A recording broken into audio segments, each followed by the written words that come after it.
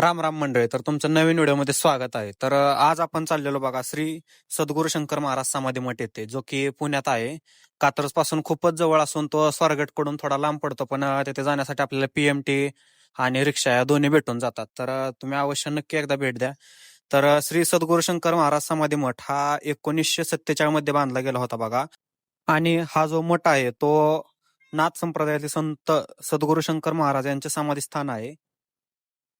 तर तो योग आज आपल्याला आलता मठात जाण्याचा, त्यामुळे म्हणलं आता आलोयच तर दर्शन करून जावंच, त्यासाठी आलतो बघा आपण. आणि आता आम्ही आलो आणि तुम्ही दर्शन नाही केलं असं होणार नाही, त्यामुळे म्हणलं तुम्हाला पण दर्शन करून द्यावं, थोडीशी मठाबद्दल माहिती सांगावी. तर हा जो मठ आहे तो सकाळी ठीक सकाळी 6 वाजता ओपन होतो बघा, आणि संध्याकाळी रात्री 10ला बंद होतो. दिवसभर हा मठ चालू असतो बघा. इथे तुम्ही कधी एनी टाइम येऊ शकता.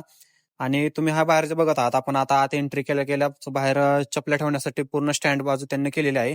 आणि आतमध्ये एंट्री जसं आपण चप्पल काढून पुढे येतोच, तसं स्वच्छ पाय धुण्यासाठी त्यांना पाण्याची उत्तम सोय केलेली आहे. त्यानंतर आपण सर्वप्रथम आत एंट्री करून घेतली बघा, म्हणजे आत आलो तिथून आपण स्वच्छ पाय धुवून घेतले आणि आपण दर्शनाला सुरुवात केली. कसं आहे, आत व्हिडिओ काढण्यास मनाई आहे, त्यामुळे आपण आत काही व्हिडिओ काढले नाहीत. आपण दर्शनी घेतले, बाहेरच्या बाजूला आलो. बाहेर यांना असं बॅनरवरती पूर्णपणे असे म्हणजे जे अभंग असतील ते त्यांना लावलेले आहेत. आणि इथे कंटिन्यू सकाळी 6 वाजल्यापासून ते रात्री 10 वाजेपर्यंत प्रसाद चालू असतो, त्यामुळे तुम्ही अवश्य एकदा भेट द्या. तर मंडळी, तुम्हाला ही माहिती कशी वाटली नक्की कमेंट करून सांगा, व आजच्या दिवसाचा आपण इथं शेवट करून भेटू पुन्हा पुढच्या व्हिडिओत.